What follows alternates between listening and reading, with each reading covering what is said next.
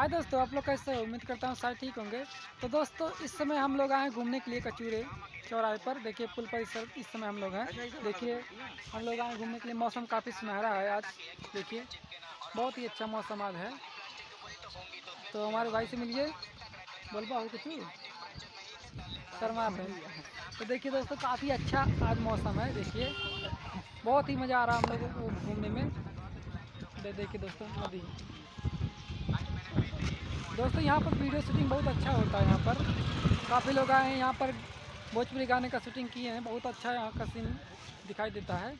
बहुत ही अच्छा लुक है यहाँ का। यह जगह उत्तर प्रदेश के बस्ती जिले के बहादुरपुर ब्लॉक में पड़ता है कचूरे। तो यहीं पर ये जगह है। बहुत ही अच्छा जगह है। तो भैया बहुत जल्द हमारा एक गाना आने वाला है नवरात्रि का। आप लोग जाइए और देखिए। वैसे भी गाना रिकॉर्डिंग में मिक्सिंग नहीं हुआ है।